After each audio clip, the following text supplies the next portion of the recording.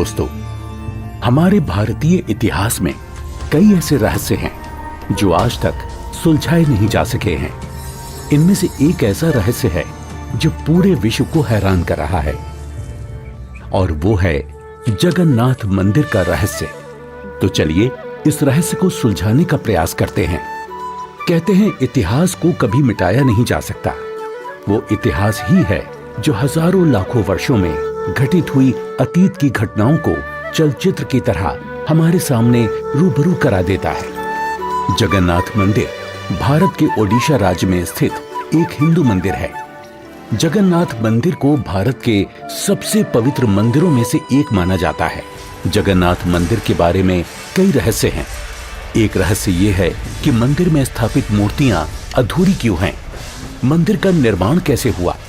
इस मंदिर में छुआछूत क्यों नहीं है? इन सभी रहस्यों को जानने के लिए देखते हैं सत्य घटनाओं पर आधारित ये 2D एनिमेशन वीडियो। ईश्वर की लीला अपरंपार है और स्वयं पूर्ण परमेश्वर इस मंदिर के निर्माण में किस प्रकार शामिल रहे हैं, ये बात आज तक आमजन के लिए रहस्य ही रखी गई। आइए उस सत्य से रूबरू होते हैं और जानते हैं आखिर कैसे बना उड़ीसा के तत्कालीन राजा इंद्रदमन, जो कि बहुत धार्मिक प्रवृत्ति के थे और श्री कृष्ण जी की इष्टतम रूप में पूजा किया करते थे।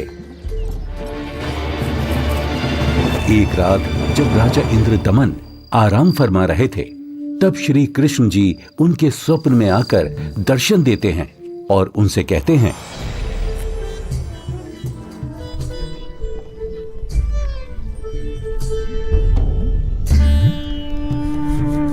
इंद्रदमन। हे प्रभु, आप? हे इंद्रदमन, मेरी मृत्यु के उपरांत जिस संदूक में मेरी अस्थियां विसर्जित की गई थी, वो काष्ठ का संदूक पानी में बहता हुआ तेरे राज्य में पुरी में समुद्र किनारे आ लगा है। मैं चाहता हूं कि तुम मेरे आदेश से उस संदूक को उसी स्थान पर रखकर उसके ऊपर मंदिर यादगार रूप में बनवा दो, जिसका नाम जगन्नाथ होगा। और उस मंदिर में एक विप्र रख देना जो श्रद्धालुओं को पवित्र गीता के अनुसार ज्ञान प्रचार करेगा। याद रहे, इस मंदिर में ना तो कोई मूर्ति होनी चाहिए और ना ही कोई पाखंड। जैसा आपका आदेश महाराज। किंतु भगवान, कृपा करके मुझे वो स्थान दिखा दीजिए जहां मंदिर का निर्माण किया जाना है। ठीक है वत्स, मैं तुम्हें वहां ले चलता हूं।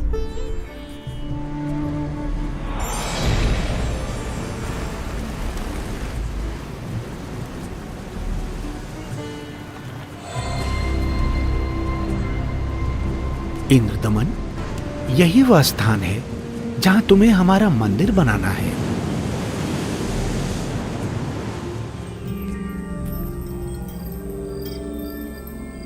भोर होते ही राजा इंद्रदमन ये बात अपनी पत्नी को बताते हैं।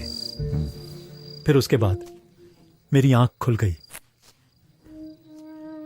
स्वामी, इस शुभ कार्य में देरी कैसी? सर्व संपत्ति उन्हीं की दी हुई है, उन्हीं को अर्पित करने में क्या सोचना। राजा इंद्रदमन तुरंत अपने मंत्रियों की सभा बुलाते हैं और मंदिर बनाने के लिए राज्य के सबसे कुशल कारीगरों को इकट्ठा किया जाता है।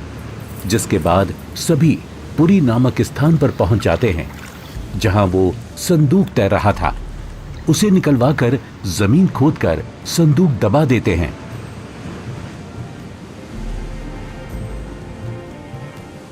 और देखते ही देखते उस संदूक के ऊपर मंदिर बनाने का काम शुरू हो जाता है।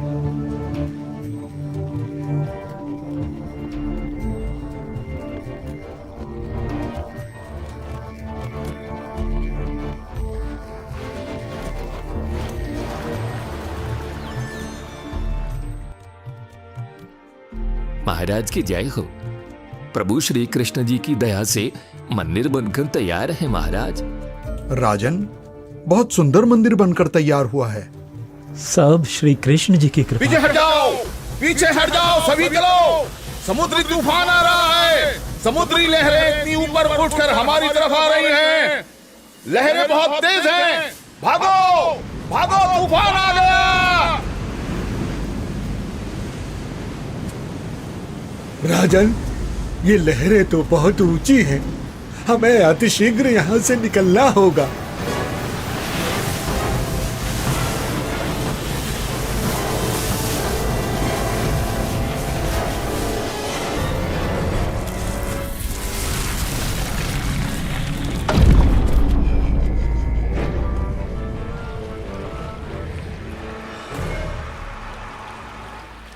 हे भगवान, ये क्या अनर्थ हो गया। समुद्र की लहरों ने मंदिर को तहस नहस कर दिया है महाराज।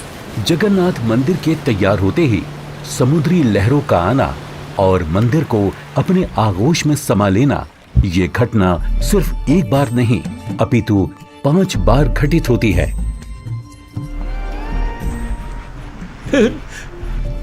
नहीं नहीं, ये नहीं हो सकता।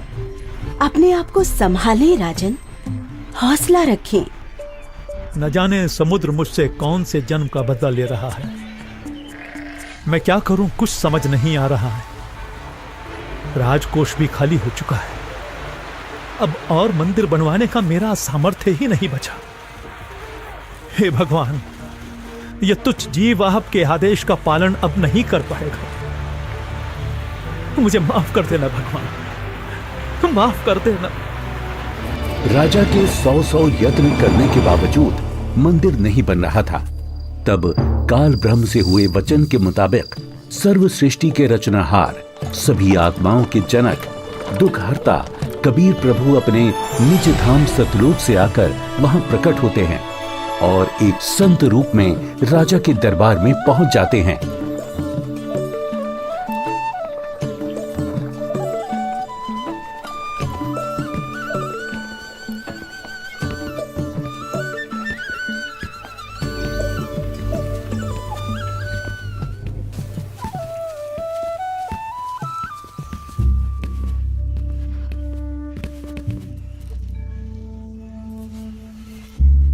प्रणाम महाराज। प्रणाम। क्या बात है राजन, कैसे उदास बैठे हो? हे महात्मा जी, परमात्मा कृष्ण जी के आदेश से समुद्र किनारे मंदिर का निर्माण करवाया था, किंतु समुद्र ने उसे तोड़ दिया। अब की बार समुद्र नहीं तोड़ेगा, आप मंदिर बनवाओ। क्षमा करें महाराज, मंदिर 5 बार बनवाया है, परंतु 5 बार समुद्र ने उसे तोड़ दिया है। कोई बात नहीं इंद्रदमन, यदि मन बने तो मेरे पास आ जाना। मैं यहीं पास में पहाड़ी पर रहता हूं, वहीं पर मेरी कुटी है।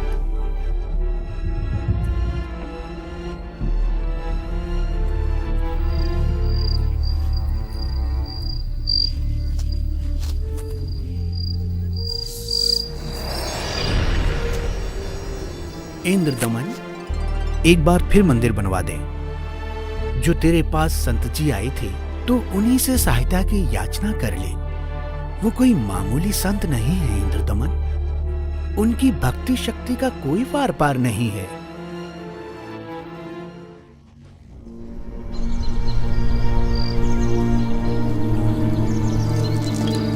क्या हुआ महाराज?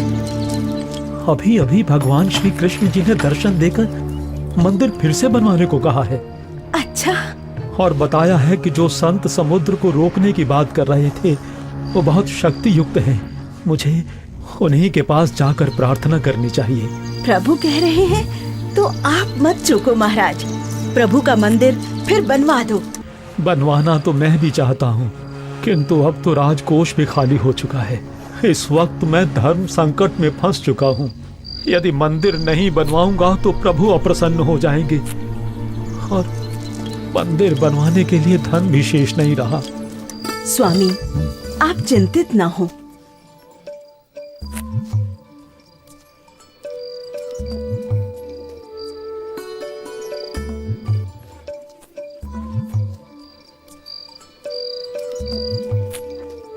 मेरे पास आभूषणों की कोई कमी नहीं है। किंतु रानी, आपके आभूषण। अभी उसकी चिंता आप ना करें राजन। आपका और मेरा दुख एक ही है, दो नहीं है। आप संकट में हैं, मैं इन आभूषणों का क्या करूंगी? आप बस भगवान के आदेश के अनुसार मंदिर निर्माण का कार्य पुनः प्रारंभ करवाएं। स्वामी, ये आभूषण भी भगवान के ही दिए हुए हैं और भगवान के आदेश का पालन करने में इनका सहयोग लेना मैं अपना सौभाग्य समझूंगी। जी।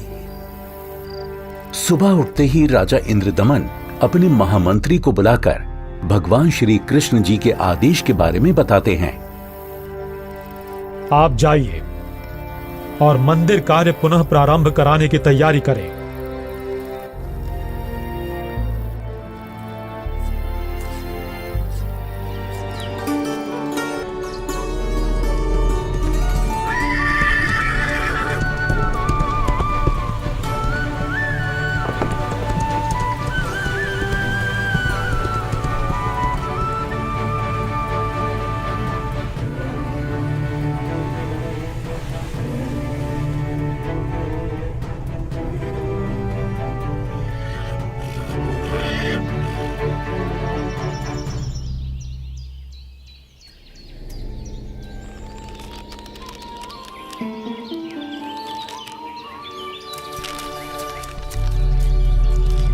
प्रणाम ऋषि जी। कहो इंद्रदमन, कैसे आना हुआ? हे महात्मा, मुझे माफ कर दो। मैंने आप पर विश्वास नहीं किया। स्वप्न में भगवान श्री कृष्ण जी ने बताया है कि आप समर्थ ऋषि हैं। मुझ दीन पर कृपा करो। राजन, जिस ओर से समुद्र हर बार आकर मंदिर को बहा ले जाता है, आप उस ओर एक छोटा सा चबूतरा बनवा दें, जिस पर बैठकर मैं परमात्मा की भक्ति करूंगा। जो आज्ञा महाराज। कुछ समय बाद मंदिर का निर्माण कार्य तकरीबन पूरा हो चुका था। एक दिन राजा स्वयं खड़े होकर निर्माण कार्य देख रहे होते हैं। तभी वहां गोरखनाथ जी आ जाते हैं। प्रणाम स्वीकार करें महात्मन। इंद्रदमन, आप भगवान का इतना सुंदर मंदिर बनवा रहे हैं, किंतु सुना है कि इस मंदिर में कोई मूर्ति नहीं लगा रहे। ऐसा क्यों? मुनिवर क्षमा करें। भगवान श्री कृष्ण ने स्वयं स्वप्न में आकर मुझे मूर्ति लगाने से मना किया है। राजन, सपना तो सपना ही होता है। आपको हमारे आदेश का पालन करना होगा। मंदिर में भगवान कृष्ण की मूर्ति की स्थापना की जाए। हे महात्मन, जैसा आपका आदेश। हाँ, और याद रहे, मूर्ति चंदन की लकड़ी से बनाई जाए। राजा ने अपने मंत्रियों को बुलाया और विचार विमर्श करने के बाद अन्य संतों से कहा कि राजन, अकेले भगवान का मन कैसे लगेगा? मंदिर में भगवान श्री कृष्ण जी के साथ साथ बलराम और सुभद्रा की मूर्ति भी स्थापित की जाए।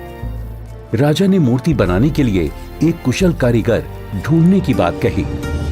मंत्रियों ने 3 कुशल कारीगरों को बुलाकर मूर्तियां बनवाना शुरू कर दिया। अब एक तरफ मंदिर तो दूसरी तरफ मूर्तियां बनाने का काम चल रहा होता है, किंतु कुछ समय बाद पता चलता है कि जिस तरह मंदिर बार बार टूट रहा था, अब इस प्रकार मूर्तियों के भी अपने आप टुकड़े टुकड़े होने लगते हैं। और ऐसा 3 बार होता है, जिसे देख राजा इंद्रदमन बहुत चिंतित हो जाते हैं। किंतु भगवान से भक्त का दुख देखा नहीं जाता।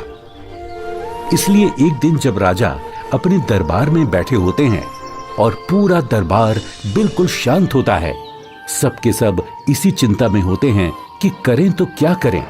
तभी वहां पूर्ण परमात्मा कबीर देव एक वृद्ध कारीगर यानी शिल्पकार का रूप धारण करके प्रकट हो जाते हैं।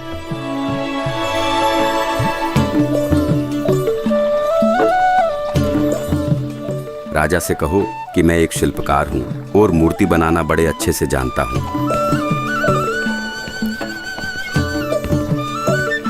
महाराज की जय हो। महाराज, बाहर एक वृद्ध व्यक्ति आया है और अपने आप को मूर्तिकार बता रहा है। आपसे मिलना चाहता है महाराज। अवश्य, उनको अवश्य आने दिया जाए। जो आदेश महाराज।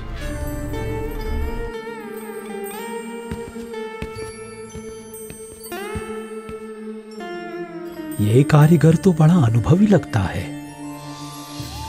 अवश्य भगवान की ही कोई लीला है। हे राजन, मैंने सुना है कि प्रभु के मंदिर के लिए मूर्तियां पूर्ण रूप से बन नहीं पा रही हैं। जी, आपने बिल्कुल सही सुना है। मैं 80 वर्ष का वृद्ध हो चुका हूं और मुझे 60 वर्ष का अनुभव है राजन। चंदन की लकड़ी की मूर्ति प्रत्येक कारीगर नहीं बना सकता। यदि आपकी आज्ञा हो तो सेवक उपस्थित है। हे कारीगर, आप मेरे लिए भगवान ही हैं, जो कारीगर बनकर आए लगते हो। कृपया आप शीघ्र, अति शीघ्र ही मूर्तियां बना दो। मूर्तियां तो मैं बना दूंगा, किंतु राजन, मेरी एक शर्त है। क्या शर्त है आपकी? राजन, मूर्ति बनाने के लिए मुझे एक कमरा चाहिए, जिसे अंदर से बंद करके मैं बड़ी स्वच्छता से मूर्ति तैयार करूंगा। और जब मूर्तियां तैयार हो जाएंगी तो मैं स्वयं दरवाजा खोलूंगा। ठीक है। एक बात और राजन, यदि किसी ने मेरे बाहर आने से पहले दरवाजे को खोलने का प्रयास किया तो मूर्तियां फिर पूरी बन नहीं पाएंगी। वो जितनी बनी होंगी उसी हालत में आपको मिलेंगी और फिर उन्हें पूर्ण कर पाना संभव नहीं होगा राजन। जैसी आपकी इच्छा। मंत्री जी, मूर्तियां बनाने के लिए सब बंदोबस्त किया जाए।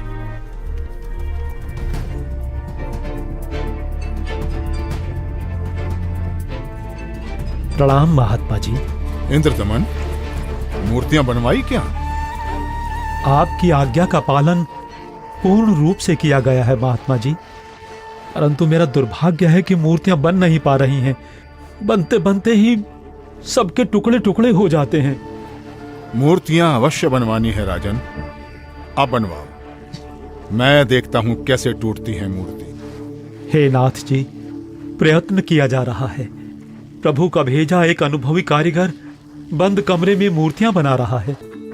राजा इंद्रदमन नाथ जी को सारी स्थिति से अवगत करवाते हैं और कारीगर की शर्त के बारे में भी बताते हैं, किंतु महात्मा नहीं मानते।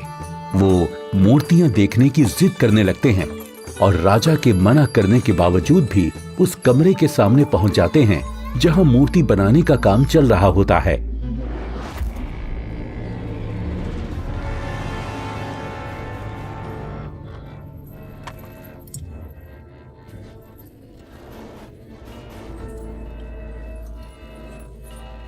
कारीगर, दरवाजा खोलो।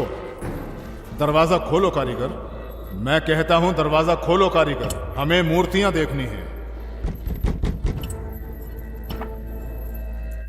राजन, आप बता रहे हो 80 वर्षीय वृद्ध हैं और 12 दिन से खाना पीना भी नहीं किया है। अब आवाज भी बंद है, कहीं कारीगर मर न गया हो। आप दरवाजे को तोड़वा दीजिए। राजा ना चाहते हुए भी नाथ जी के कहने पर दरवाजे को सैनिकों से तुड़वा देते हैं।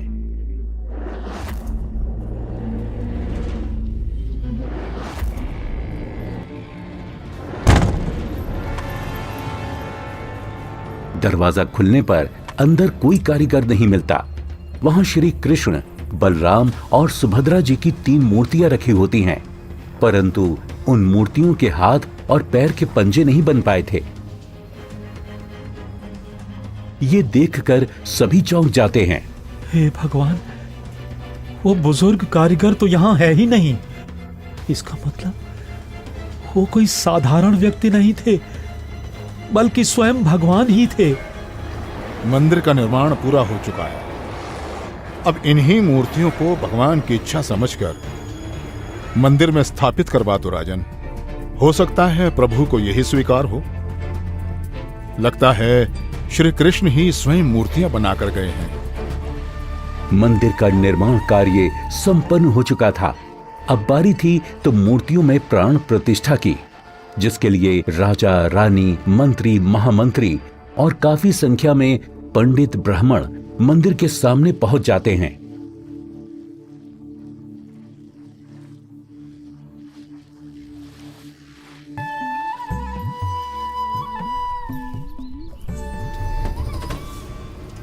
रे दुर्बुद्धि शूद्र,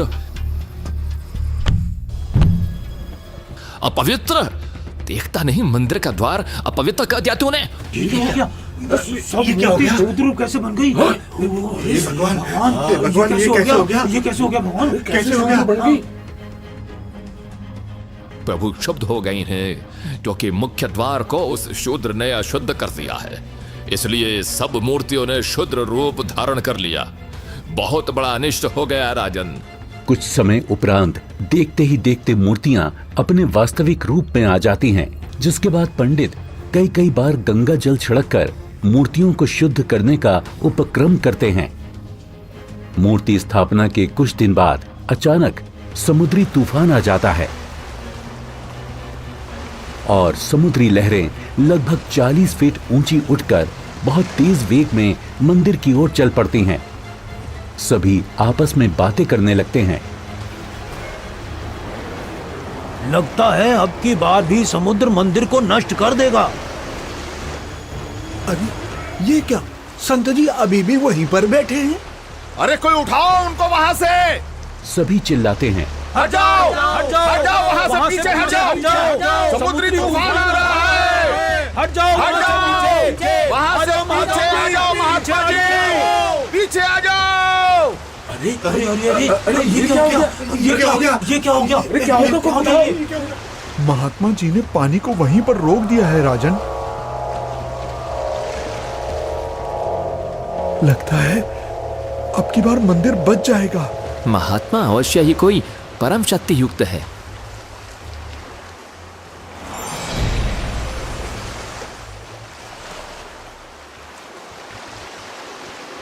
हे भगवान, मुझे रास्ता देने की कृपा करें। मैं मंदिर तोड़ने जाऊंगा। वत्स, ये मंदिर नहीं है। यहाँ पाखंड पूजा नहीं होगी, बल्कि गीता का ज्ञान सुनाया जाएगा। ये तो आश्रम है। आप जैसे बलवान को शोभा नहीं देता कि इसको विध्वंस करें। लेकिन मैं इसे अवश्य तोड़ूंगा, चाहे कुछ भी हो। अगर ऐसा है तो जाइए समुद्रदेव, तोड़िए।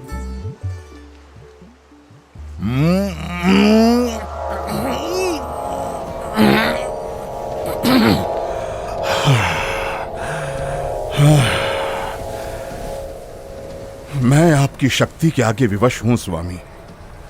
आपकी शक्ति अपार है। आप मुझे रास्ता देने की कृपा करें प्रभु। मैंने राजा इंद्रदमन को मंदिर की रक्षा का वचन दिया है।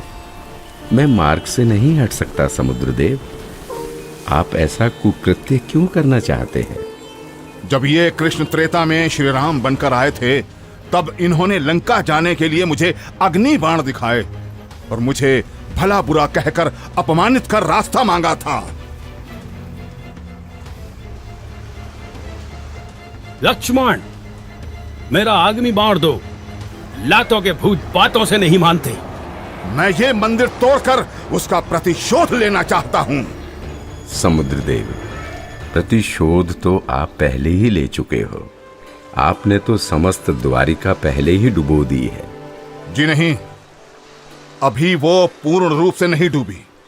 कोई प्रबल शक्ति युक्त संत आने के कारण मेरा वो कार्य भी अधूरा रह गया और वो आधी ही डूब सकी, क्योंकि मुझे वहां पर किसी ने मानो बांध दिया है। वत्स, वहां भी मैं ही पहुंचा था और मैंने ही वो अवशेष बचाया था। अब जा, शेष बची द्वारका को भी डुबो ले, परंतु उस यादगार को छोड़ देना जहां श्री कृष्ण के शरीर का अंतिम संस्कार किया गया था। अन्यथा आने वाले समय में ये भ्रम पैदा होगा कि श्री कृष्ण की मृत्यु ही नहीं हुई। समुद्र, ध्यान देकर सुन। यदि फिर इधर मंदिर तोड़ने आया तो बात ठीक नहीं रहेगी। कबीर परमेश्वर के आदेश से समुद्र लगभग 1.5 किलोमीटर पीछे हट जाता है, जिसे देखकर वहां खड़े राजा, मंत्री, सैनिक और जनता सभी खुशी मनाने लगते हैं और जय जयकार करने लगते हैं संत रूप में आए कबीर परमेश्वर की। महात्मा की जय, महात्मा की जय हो, जय हो, जय हो, जय हो, जय हो।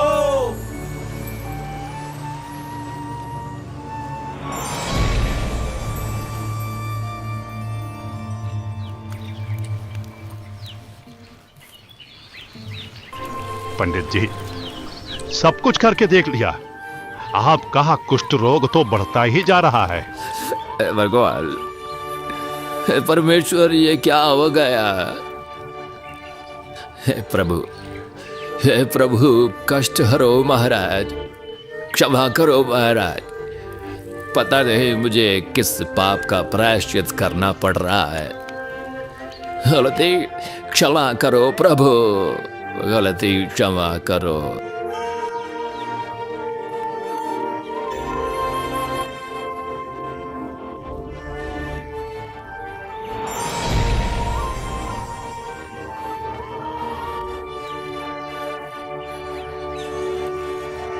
हे भक्त, तूने मुख्य द्वार पर खड़े एक संत को नीच जाति का समझकर धक्का दिया है।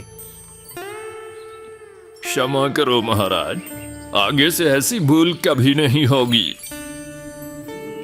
आपका कष्ट निवारण मैं नहीं कर सकता। ये तो उन्हीं के पास जाकर क्षमा मांगने से और उनके पैर धोकर उस चरणामृत के पान से ही होगा। वो कोई साधारण संत नहीं थे, अपितु कोई परम शक्ति ही शूद्र रूप धारण करके वहां परीक्षा लेने के लिए पहुंची थी।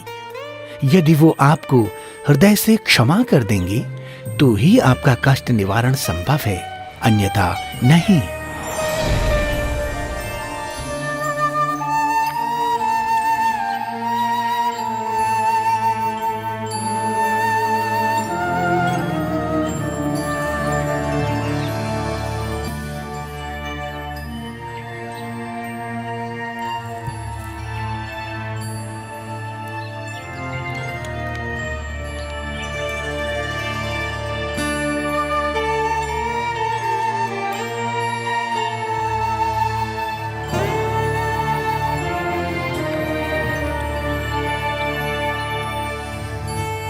सुना है कि पंडित जी ने प्राण प्रतिष्ठा वाले दिन जिसको धक्के मारकर मंदिर से बाहर गिराया था, भगवान श्री कृष्ण ने दर्शन देकर उन्हीं से माफी मांगने को कहा है।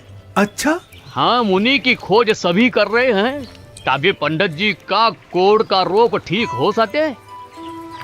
आसपास के पूरे क्षेत्र में घूमने के बाद भी जब परमेश्वर का वो शुद्र रूप कहीं दिखाई नहीं दिया, तब वापस मंदिर जाते समय पंडित जी मन ही मन भगवान से प्रार्थना करते हैं, प्रभु, प्रभु,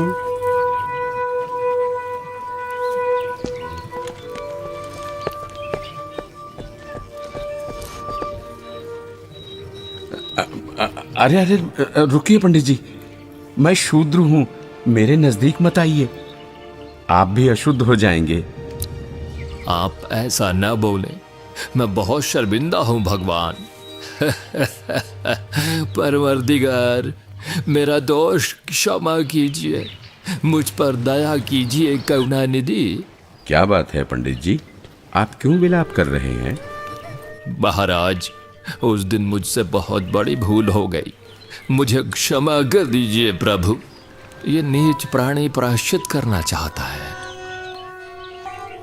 अपने चरणों का जल देने की कृपा करें जिससे मेरा कोढ़ ठीक हो सके प्रभु।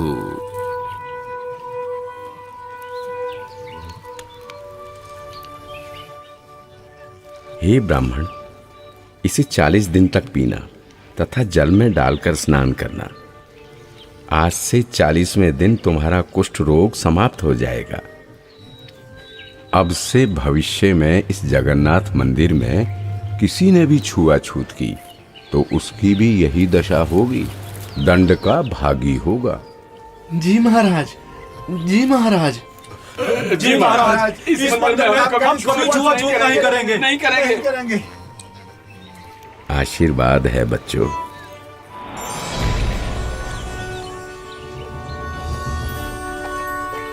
कहते हैं जगत का पेख ना पेख्या, धनी का नाम ना लेखिया। कोई कहता है कि मंदिर श्री कृष्ण जी ने बनवाया, तो कोई कहता है कि जगन्नाथ भगवान ने बनाया, लेकिन जो करने वाला था उसका कहीं नाम नहीं। खैर, वो परमात्मा अपने आप में ही पूर्ण है, वो किसी महिमा का मोहताज नहीं। तो आपने देखा कि किस प्रकार परमेश्वर कबीर देव जी ने संत रूप में प्रकट होकर समुद्र को रोककर जगन्नाथ मंदिर की स्थापना करवाई, कारीगर रूप में अवतरित होकर मूर्तियां बनाई और क्षुद्र रूप बनाकर मंदिर से छुआछूत जैसी बुराई को हमेशा हमेशा के लिए खत्म कर दिया। समर्थ का कार्य समर्थ ही कर सकता है। तो ये थी कहानी पुरी के जगन्नाथ मंदिर की, जिसे कबीर प्रभु ने बनवाया और हर वर्ग हर जाति के लोगों को समान अधिकार दिलवाया। जगन्नाथ मंदिर की सत्य कहानी का रहस्य संत रामपाल जी महाराज जी के मंगल प्रवचनों से लिया गया है। हम सभी संत रामपाल जी महाराज का कोटि कोटि धन्यवाद करते हैं, जिन्होंने हमारे शास्त्रों में छुपे गूढ़ रहस्यों को उजागर कर हमें सत्य से रूबरू कराया। आज वर्तमान में केवल संत रामपाल जी महाराज ही तत्वदर्शी संत हैं, जो भक्ति और भगवान के बारे में वास्तविक जानकारी दे रहे हैं। संपूर्ण आध्यात्मिक ज्ञान प्राप्त करने के लिए अवश्य सुने जगत गुरु तत्वदर्शी संत रामपाल जी महाराज के मंगल प्रवचन और अभी डाउनलोड करें संत रामपाल जी महाराज एप्लीकेशन।